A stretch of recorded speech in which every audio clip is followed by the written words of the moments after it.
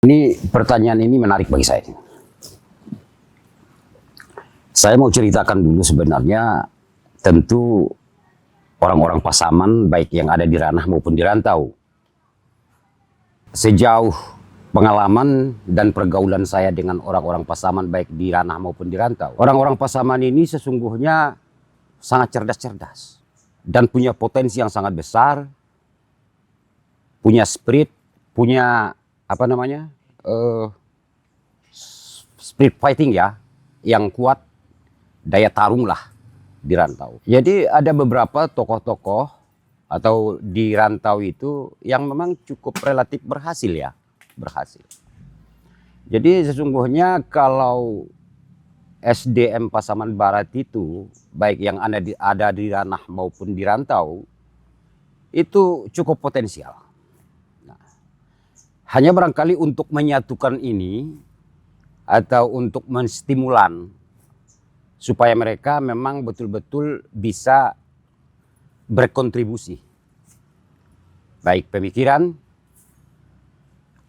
dorongan moral, motivasi sehingga Pasaman itu betul-betul tumbuh menjadi daerah yang kita harapkan, seperti yang kita harapkan itu. Intinya bahwa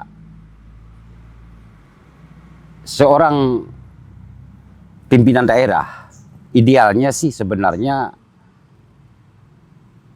mengakomodasi seluruh potensi yang ada, baik yang ada di ranah maupun yang ada di rantau. Karena itu tadi, bahwa sumber daya manusia Pasaman Barat itu tadi. Di rantau pun mereka eksis, di ranah pun mereka punya kualitas yang sangat bagus. Baik tokoh masyarakat, anak muda, dan apalagi milenial. Saya karena sering juga bermain media sosial ya. Pemikiran anak muda, pemikiran milenial itu cukup kreatif sesungguhnya. Hanya belum terkoordinasi, belum teraplikasikan di lapangan. Yang kita harapkan itu memang ke depan, dalam kepemimpinan ke depan ya maksudnya, ini semuanya disatukan. Kekuatan-kekuatan, potensi-potensi ini disatukan.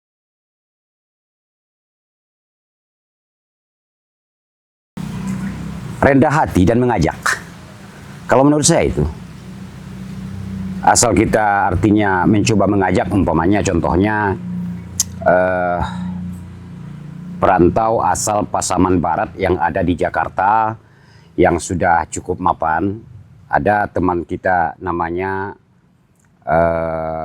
Charles Mekiansah gitu ya. Di sini dia sudah 2 periode jadi anggota DPR. Ini periode kedua kalau nggak salah. Beliau justru sebenarnya dapilnya bukan dapil di sini. Bukan dapil di Pasaman Barat, tapi dapil di daerah Jawa. Tapi beliau itu cara berpikirnya dan istilahnya perhatiannya saya lihat terhadap kampung itu cukup lebih besar gitu ya. Tetapi memang ini barangkali yang memang agak ada ketimpangan sedikit atau kelemahan lah ya. Itu kan yang seperti itu harusnya kita ajak, ya kan? Namanya mengajak memang mungkin perasaan itu sedikit agak di bawah gitu. Tapi jangan begitulah cara berpikirnya. Untuk kemajuan daerah kita, Pasaman kita, ya merendahlah dikit. Ajaklah orang-orang yang punya pemikiran yang cemerlang, yang punya daya juang yang tinggi. Untuk berpikir tentang Pasaman ini bagaimana ke depan, kan seperti itu. Ya kalau kita sama-sama tinggi di atas ya nggak bisa, kan begitu.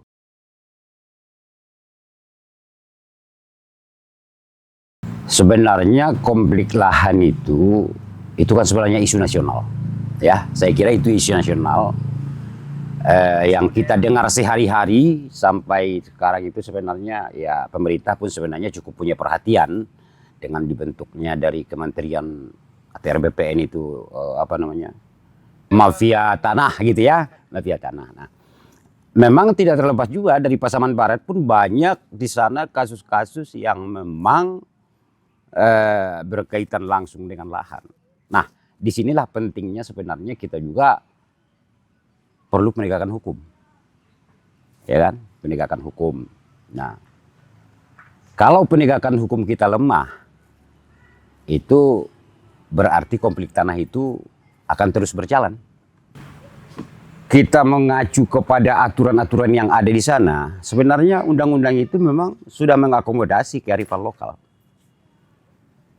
Seperti di Sumatera Barat, memang ya termasuk Pasaman Barat ini memang di situ agak unik. Di sana namanya itu sebenarnya tanah ulayat. Ya, itu tanah ulayat di sana namanya. Tapi sebenarnya hukum nasional kan telah mengakomodir. Artinya itu tidak bertentangan sebenarnya. Hukum nasional dengan hukum adat yang memperhatikan kearifan lokal itu sebenarnya nggak bertentangan. Iya, saya berpikir kalau untuk konflik lahan itu lebih pada sebenarnya manusianya. Nah, dalam kaitan dengan manusianya ini tentu kita bisa barangkali nanti melakukan pendekatan-pendekatan lah ya. Pendekatan-pendekatan kepada orang-orang yang biasa bermain di tanah gitu ya. Nah, supaya kita kelola secara baik. Ya, secara baik. Bagaimana supaya konflik pertanahan ini selesai. Tapi sekali lagi saya katakan ini isu nasional. Kebijakan yang paling sentral tentu di pusat ya. Bagaimana nanti kita bergerak juga di bawah, artinya untuk menegakkan hukum tanah. Karena itu namanya sekarang itu konflik agraria ya, konflik agraria gitu ya. Banyak cara yang sudah dibuat pemerintah sepertinya untuk menghindari konflik-konflik pertanahan ini. Karena ini kan horizontal, vertikal juga. Vertikal dalam arti nanti antara pejabat dengan masyarakat. Tapi antara masyarakat dengan masyarakat juga. Kan seperti itu kalau konflik pertanahan itu. Nah, memang itu ujung-ujungnya kalau kita lihat secara hukum, belum sepenuhnya penegakan hukum mengenai pertanahan ini bisa ditegakkan maupun di daerah. Nah, ke depan barangkali ya ini kita duduk bersama, ya kan? Nah, rembuk bagaimana supaya konflik pertanahan ini kita selesaikan secara hukum yang ada di daerah itu. Nah, iya, kearifan lokal. Karena sebenarnya kalau di sana itu sudah ada juga lembaganya. Namanya kalau terjadi konflik di suatu jorong umpamanya atau di satu keninik mamaan lah kalau di sana itu. Kan ada lembaganya sesungguhnya. Lembaganya itu namanya Kerapatan Adat Nagari. Nah, masalahnya ini belum maksimal diberdayakan lembaga-lembaga seperti ini. Nah, gitu. Saya pikir itu kalau soal konflik pertanahan dengan hukum itu. Nah, saya sedikit juga ingin menyampaikan dari pengamatan saya, memang penegakan hukum ini kan sangat penting. Dia akan, kalau hukum tidak tegak, itu berdampak ke semua sektor. Termasuk ekonomi, lingkungan, pendidikan, kesehatan. Nah, semuanya berdampak apabila hukum ini tidak ditegakkan secara benar. Dan jadi penegakan hukum ini saya pikir ini tentu bukan tugas sendiri-sendiri gitu ya, yang harus kita lakukan bersama-sama, saling menyadari hak dan kewajiban, saling memberikan peringatan antara masing-masing pihak gitu. Sehingga semuanya kita bisa bersinergi membangun Pasaman Barat yang lebih maju dan the best.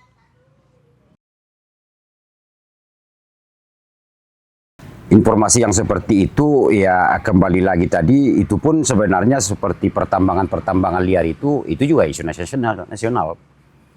Saya malah membaca dalam satu informasi entah berita atau tulisan itu ada sekitar 2.700 peti gitu, peti pertambangan tanpa izin yang seperti itu. Itu bagi lingkungan sebenarnya musuh besar itu, bagi lingkungan. Karena kalau yang tidak punya izin itu tentu dia akan mengabaikan kelestarian lingkungan. Nah, seperti di Pasaman itu yang saya tahu ya, saya tidak bisa masuk ke dalam menjudge bahwa itu sebenarnya sungai-sungai yang ada di sekitar tambang itu tercemar. Saya tidak berani bicara soal apakah itu tercemar apa tidak. Saya hanya bisa melihat secara kasat mata bahwa itu sungai-sungai yang ada di hilir dari pertambangan itu keruh semua. Nah, yang dulu saya waktu SMA itu tempat saya berenang itu. Tempat saya mencuci waktu SMP gitu ya. Seperti umpamanya Batang ini, Sungai Batang Batahan.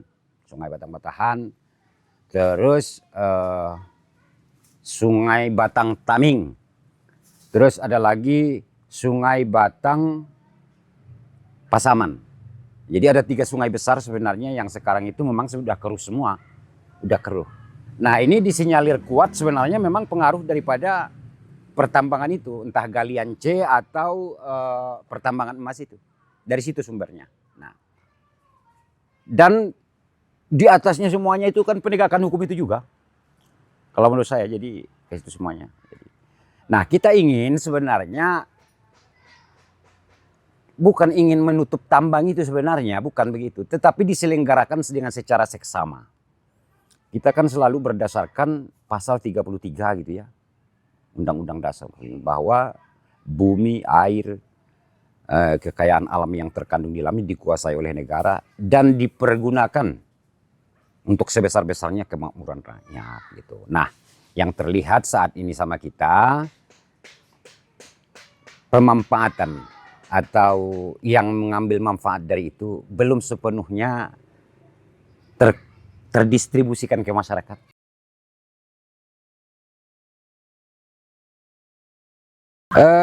Di satu sisi memang tambang yang seperti ini bagaimanapun tentu ada kontribusi barangkali untuk PAD ya. Tapi menurut saya nggak maksimal. Menurut kita ya, sejauh ini belum maksimal. Nah, kalau dikatakan tadi sebenarnya bagaimana mengkomunikasikan kepada masyarakat, saya berpikir begini, masyarakat yang mana ini? Masyarakat yang melakukan pertambangan atau masyarakat yang ada di sekitar pertambangan itu? Harus dilihat juga di lapangan sebenarnya. Karena begini ceritanya. Masyarakat yang ada di tambang itu sebenarnya sekarang juga masyarakat yang bukan penambang ya, yang bukan penambang. Masyarakat yang ada di sekitarnya.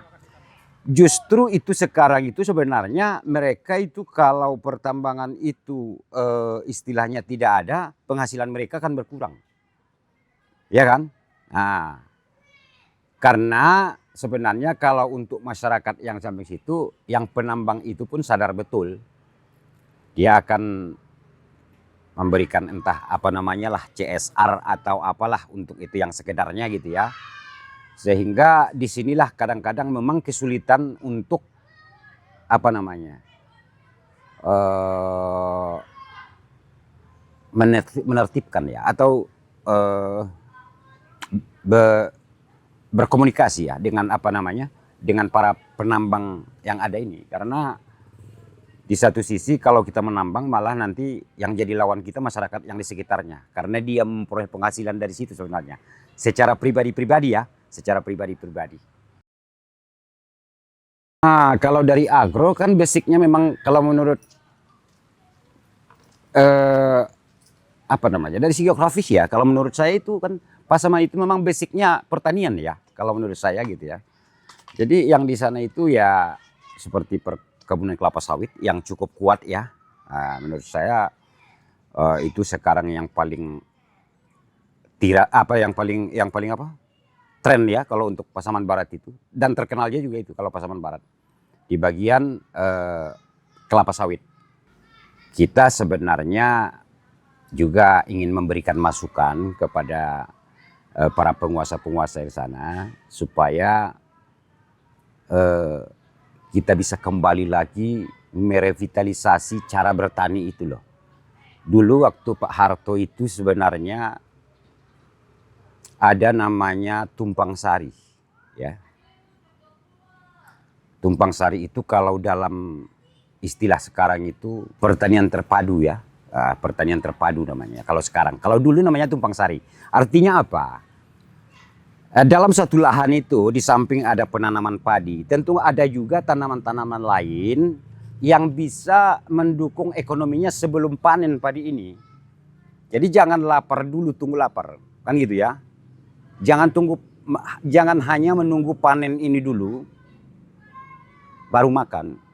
Kan ada tanaman-tanaman yang memang bisa dijual seperti umpamanya kacang-kacangan ya, seperti kacang goreng kayak panjang gitu ya. Ada palawija, ada lagi istilahnya cabai ya, cabai yang cukup mahal, cukup harganya gitu ya. Sayur-sayuran seperti kacang panjang gitu kan. Nah, ini kan jadi jadi satu sebelum panen padi nanti kan bisa menghasilkan yang akan dijual kemudian gitu ya. Kita jual, sekarang musimnya musim siklusnya. Nah, sekarang kacang panjang kita jual ke pasar, ya kan? Nah, untuk mendukung pangan keluarga sebelum panen nanti datang. Habis umpamanya kacang-kacangan, apalagi kan gitu kalau lagi jagung, barangkali kan seperti itu. Sehingga masyarakat itu benar-benar atau rakyat yang bertani itu benar-benar tidak hanya menunggu padi yang kira-kira kurang lebih kalau di sana itu 6 bulan ya, biar bisa panen ya. Nah, ya, jadi waktu-waktu sebelum itu biasanya kalau saat-saat ini mereka itu menyadap karet. Kalau di sana ya kan, sambil berladang menunggu padi nyadap karet. Tapi harga karet pun di sana sekarang itu cukup murah, sehingga banyak yang agak malas juga ya karena harganya karet. Akhirnya apa? Mereka itu mencetek namanya.